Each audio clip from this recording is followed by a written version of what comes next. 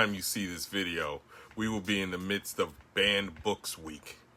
You should take the time and read a banned book. Buy a banned book. Give a banned book to someone you think really needs it, like a friend or a relative. Why should you care about banned books? Books increase knowledge. Books increase awareness. Books create empathy. Books open minds. You think all of these things would be universally accepted and considered good, but they aren't, especially by the powers that be. The current power structure prefers a dumbed-down populace. It prefers ignorant people. It prefers you have indifference or disdain for your fellow human. The power structure prefers a closed mind. The only way the powers that be appreciates intelligence, awareness, empathy, and an open mind is in service to the power structure. Most books are not in service to the powerful or to the status quo. They ask questions and attempt to answer them using reason and rationality. Sometimes the books do not support the ruling class or the status quo, and that can be good enough to ban a book. So which books have been banned over the past year? Let's take a look. The list of books banned in 2023, we don't have a list of books for 2024 yet. You'll see that in 2025. So let's look at the list of banned books, the most banned books, there should be the most challenges of 2023. This is a list that was compiled by the American Library Association. And the American Library Association condemns censorship and works to defend each person's right to read under the First Amendment. Did you know that? You have the right to read whatever you want under the First Amendment. And they wish to ensure free access to information. Every year, the American Library Association, their Office of Intellectual Freedom, compiles a list of the top 10 most challenged books in order to inform the public about censorship in libraries and schools. The list is based on information from reports filed by library professionals, librarians, and community members, as well as news stories that are published throughout the United States. So, let's begin. Starting at number 10 is Sold by Patricia McCormick. Sold is the 10th most challenged book of 2023, and the challenges are for sexual explicit and depictions of rape. So what's Sold about? 13-year-old Lakshmi leaves her poor mountain home in Nepal thinking that she is to work in the city as a maid, only to find that she has been sold into the sex slave trade in India and that there is no hope of escape. So it's about a 13-year-old, but I think people that have challenged this has challenged it so that 13-year-olds can't read it. But because this is something that happens to 13-year-olds in the world, I think it's something 13-year-olds here in America need to know about. That life isn't positive and happy for some 13-year-olds in the world. Why keep that information from them?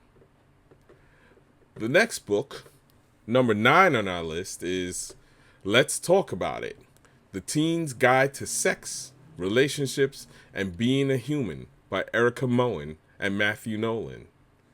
It has been challenged for being sexually explicit, sex education, and LGBTQ plus content. A lot of sex educational books are challenged each year. There are a lot of parents that don't want schools, books, or anyone teaching their child proper sex education without their consent or at all. They think that, somehow the child will figure it out on their own, or that the parent knows best, even though the parent can be ignorant about sex education and how sex really works. So what is this book about? Let's talk about it. In the synopsis says, growing up is complicated. How do you find the answers to all the questions you have about yourself, about your identity, and about your body? Let's Talk About It provides a comprehensive, thoughtful, well-researched graphic novel guide to everything you need to know, covering relationships, friendships, gender, sexuality, anatomy, body image, safe sex, sexting, jealousy, rejection, sex education, and more. Wow, that's an extensive list. Let's Talk About It is the go-to handbook for every teen, and in graphic novel form. Cool. Sounds cool. It wants to, break down everything for a teen who has questions, and teens have questions. Next up, it's a tie for 7th and 8th place. Let's start with the book Tricks by Ellen Hopkins. Tricks is a young adult verse novel by Ellen Hopkins, released in August of 2009. It tells the converging narratives of 5 troubled teenage protagonists. So, what was Tricks challenged for? Well, it's been challenged for claims of being sexually explicit, drug use, rape, and LGBTQ plus content. So there you have it. Noticing a pattern, a theme? Then on to what it was tied with, the book Me and Earl and the Dying Girl by Jesse Andrews. I didn't read this book, but I saw the movie and I really enjoyed it. Really great performances by the young cast. And this book is challenged for being sexually explicit and profanity. So let's see what Me and Earl and the Dying Girl is about if you haven't read the book or seen the movie. So on his first day of his senior year, Greg Gaines thinks he's figured it out. The answer to the basic existential question: how is it possible to exist in a place that sucks so bad? His strategy: remain at the periphery at all times. Keep an insanely low profile. Make mediocre films with the one person who is even sort of his friend, Earl. The plan works for exactly 8 hours. Then Greg's mom forces him to become friends with a girl who has cancer. This brings about the destruction of Greg's entire life. Sounds like a really cool concept. And it was, because the movie was cool and did well. But apparently people have their hooks in for Me and Earl and the Dying Girl. Next up, this is the book written by probably the most famous person on this list. This is Toni Morrison's The Bluest Eye. The Bluest Eye has been challenged for instances of rape, incest, being sexually explicit, and equity, diversity, and inclusion content. The fact that equity, diversity, and inclusion content is a problem in a book is totally and utterly ridiculous. And you'll notice that with a lot of book bans, there is a racism aspect to it. So they will target LGBTQ content, and they will target authors of color and books about people of color. So what's The Bluest Eye about? 11-year-old Pecola Breedlove, an African-American girl living in an America where love for blonde, blue-eyed children can devastate all others. Pecola prays for her eyes to turn blue so that she will be beautiful. People will notice her, and her world will be different. This story grew out of Morrison's memory of a girlhood friend who wanted blue eyes. Morrison said, and I quote, Beauty was not simply something to behold, it was something one could do. The bluest eye was my effort to say something about that. End quote. This book is a lot about racial self-loathing, and that is a problem in the black community. There are black people who hate themselves for being black. And this is something we need to point out and deal with. And a book is a way of doing that.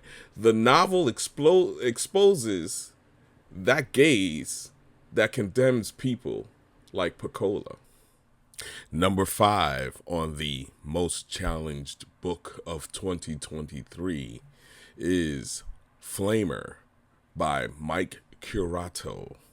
Flamer had 67 challenges and was challenged for LGBTQ content and for being sexually explicit. So what's Flamer about? Let's take a look. Between middle school and high school, Aiden Navarro is away at camp. Everyone's going through changes, but for Aiden, the stakes feel higher. As he navigates friendships, deals with bullies, and spends time with Elias, a boy he can't stop thinking about, he finds himself on a path of self-discovery and acceptance. Okay, yeah. That period between middle school and high school is a tough time. It's a tough time for any kid.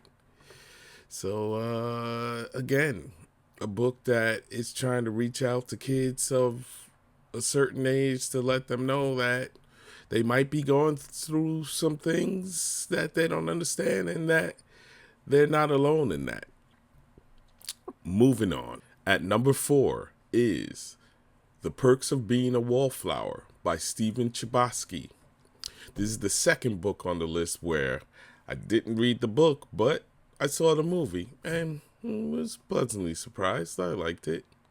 It's all right. Why is The Perks of Being a Wallflower number 4 in this list? Well, it's for being sexually explicit, LGBTQA content, rape, drugs, and profanity. That's a lot. It was challenged 68 times in 2023. So let's see what this book was about. A coming-of-age novel about Charlie, a freshman in high school who is a wallflower, shy and introspective, and very intelligent. He deals with the usual teen problems, but also with the suicide of his best friend. Wow, deep stuff that you can imagine any teenager going through. Number 3 on the list, This Book is Gay by Juno Dawson. This book was challenged 71 times for LGBTQ content, sex education, and claims of being sexually explicit. So what did Juno Dawson write about in this book? Well, this book is a candid and uncensored exploration of sexuality and what it's like to grow up LGBT. Also includes real stories from people across the gender and sexual spectrums, not to mention illustrations. Oh, I'm sure the people who are against this book have some real problems with illustrations. But let's move on to our number 2 most challenged book, and that is All Boys Aren't Blue by George M. Johnson. This book was challenged 82 times for LGBTQ content and claims of being sexually explicit.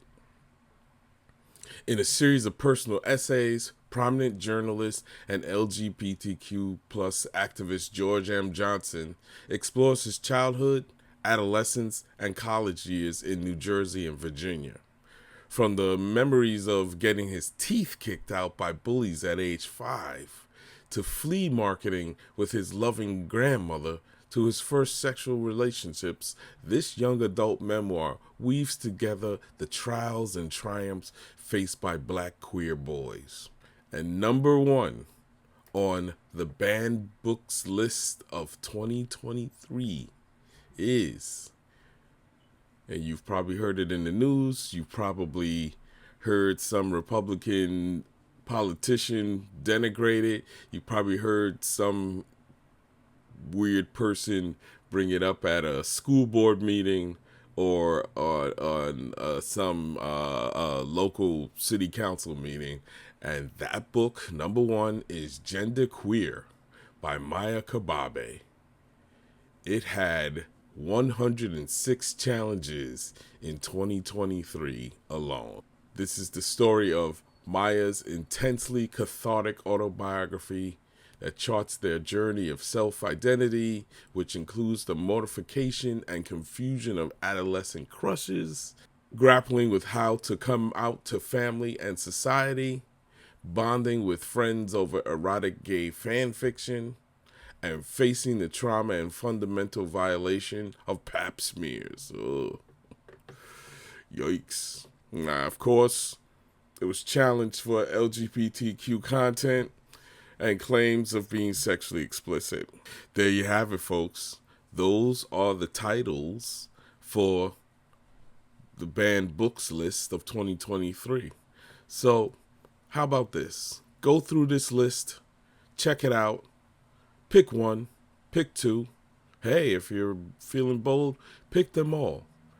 Buy them, borrow them from the library, make sure your library has them, and check them out, read them, and pass it on to another person you would think would be interested and you would think is up for this fight against book banning. Make sure these books are available, that they're free to read, because you have the freedom to read. Don't let anybody in a city council or a school board tell you you do not have the freedom to read. Grab one of these books, borrow it, read it, or buy it, and pass it along. It's not just books that are being banned. Of course, comic books and graphic novels are being banned as well also. And me being a big blurred, the blurred that I am, don't come for my comics. Don't come for my graphic novels. Hands off. Hands off. So let's take a look at what is happening with graphic novels. So here's just a little taste of some of the comic books that have been banned or faced challenges in the past by either school boards or by public libraries.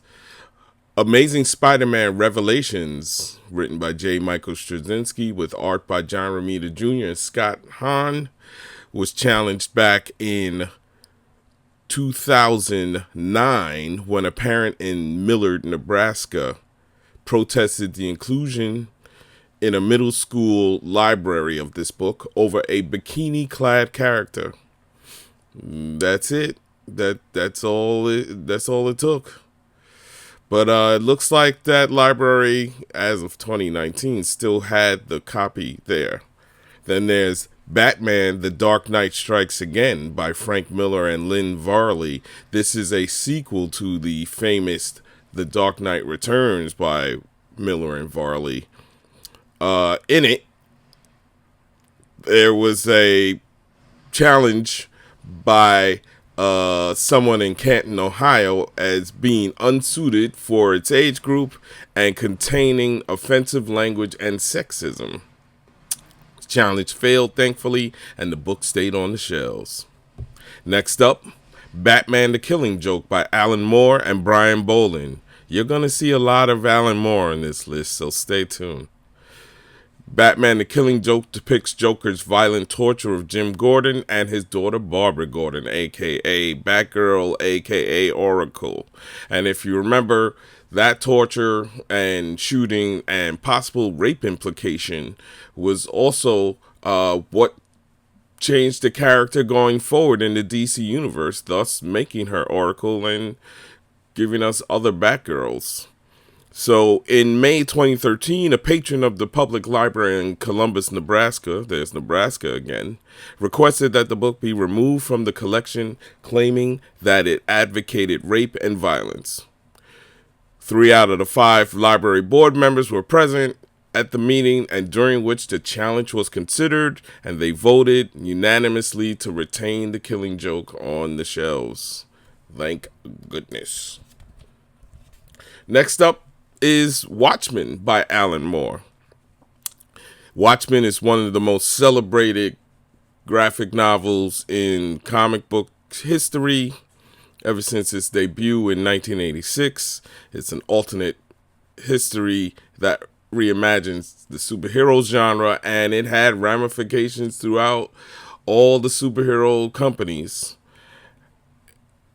Basically, it won the Hugo Award in 1988, and because of that attention, it also drew negative attention. The same qualities that led to Watchmen's massive acclaim led to its challenge in school libraries around the country. Another book I'm sure you've heard of, Bone by Jeff Smith. It follows Phone Bone and his 2 cousins on adventures that are humorous, mythical, and epic in scope. But even though it's considered a modern classic, the series has faced several challenges and at least one ban over the years. In 2013, it was the 10th most banned book in the country. Wow. Who knew? Then there's The Graveyard Book, based on the Neil Gaiman novel, but the graphic novel that was adapted by P. Craig Russell has faced several challenges through the years. One challenge came from a middle school library that felt that it had violent imagery inside. But it's a Newbery Medal-winning prose novel. It tells the story of Nobody Jones, a boy raised by ghosts, and his adventures through the graveyard where he lives. So they don't care if you've got medals and you won awards. The scolds will come after you. A couple of reality-based graphic novels that's been targeted often through the years. The most famous reality-based graphic novel is Mouse by Art Spiegelman. Of course, it is the acclaimed novel that focuses on a son's quest to learn about his father's history as a Polish Jew who survived the Holocaust. It's won a Pulitzer Prize. It was the first graphic novel to do so. And despite those accolades, it's been challenged in the U.S. for being anti-ethnic and unsuitable for younger readers. It's not intended for younger readers, so if a young reader is getting their hands on Mouse, that's a parent's problem. But if a young reader is getting their hands on Mouse, that parent should sit down and talk to their child about the Holocaust and the horrors that occurred. That's how you do it. You sit and you talk things through.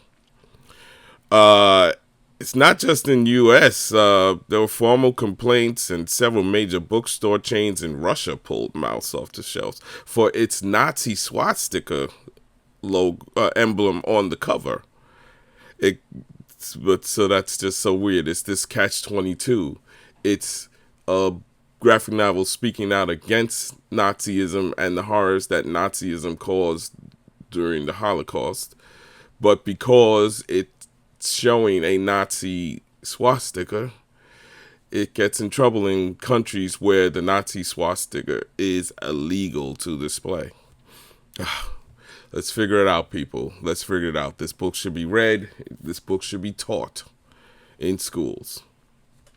Another reality-based graphic novel is Persepolis by Marjane Satrapi. And it is a memoir about Satrapi's time growing up in Iran during the Iranian Revolution.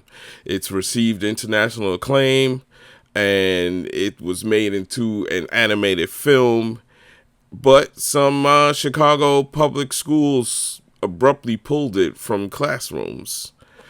And it's been suffering a lot of bans here and there. In 2015, a 20-year-old college student and her parents said the book should be eradicated from the system at Crafton Hills College in Yucaipa, California. We'll hear more about this 20-year-old, then 20-year-old later on in other things. They also complain about other books. The fantasy genre of graphic novels have also been hit with challenges. The author Brian K. Vaughan, he has 3 books that have been challenged. Saga, which is one of the most best-selling graphic novels and very critically acclaimed comic series since 2012, has been hit with several challenges.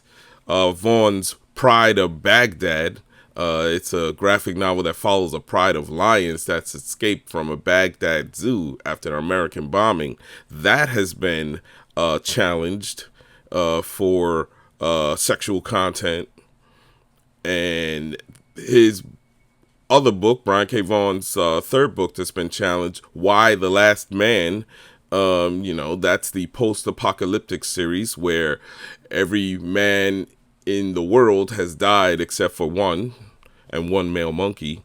That was another one of those books where I said the 20-year-old person from Yucaipa, California said that it needed to be eradicated. That was one of the books on that list.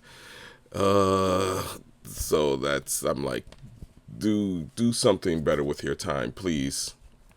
Neil Gaiman is back, but this time with Sandman. Sandman has faced many, many challenges through the years since 1989. It's been challenged for being anti-family and for offensive language and being unsuited for a particular age group.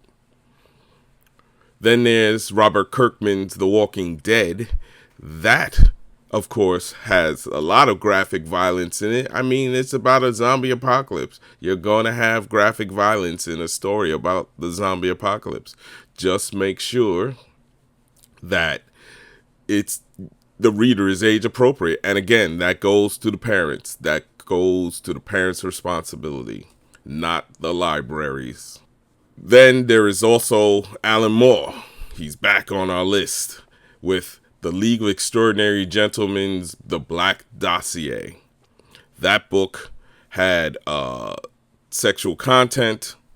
When it was challenged, the library director in Kentucky, in Jessamine County Public Library in Kentucky, tried to keep the book on the shelves, but they endured threats of violence and termination. They fired 2 employees who tried to take the book off the shelves without conducting a review.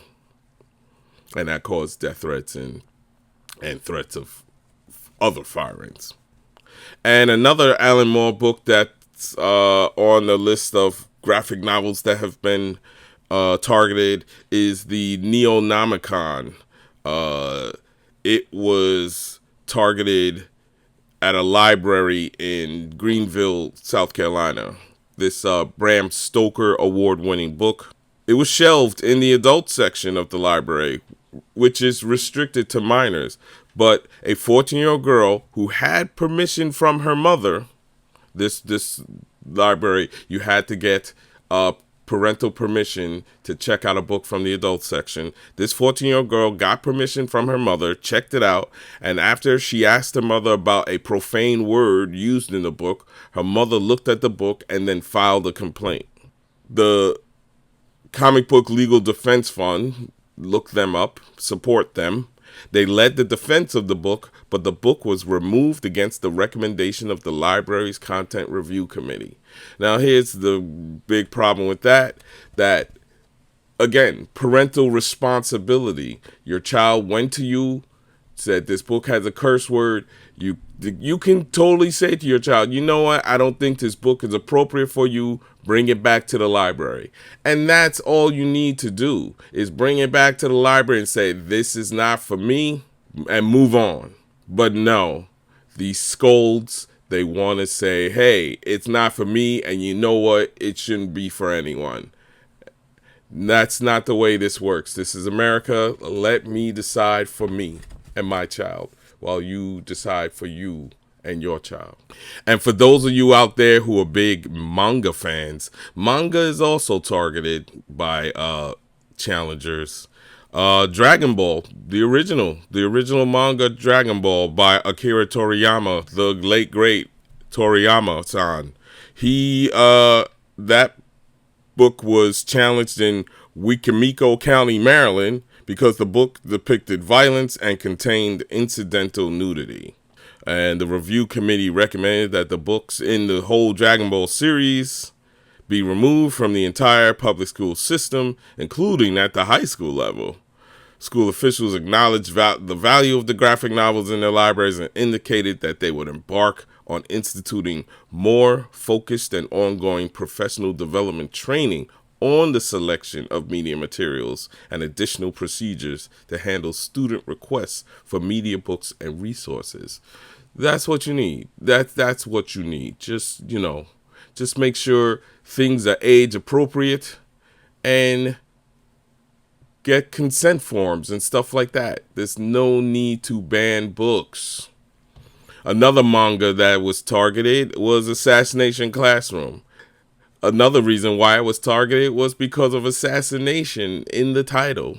I can see that. UCA Matsui's book was challenged and pulled from a school library on Staten Island over parental objections to its title and themes. There you go. But the book's removal runs contrary to the New York City Department of Education's guidelines. If you don't know about Matsui-san's book, it's a series that follows a group of misfit students who pledge to stop an alien supervillain disguised as a teacher from destroying the world.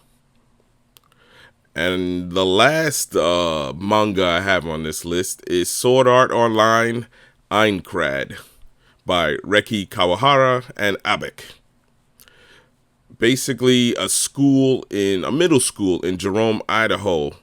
It was challenged but ultimately retained because a teacher filed a challenge on behalf of a student who found both language and drawings in the book to be inappropriate. The images that annoyed the student reportedly involved a female character wearing underwear and sharing a bed with a male character. Ooh.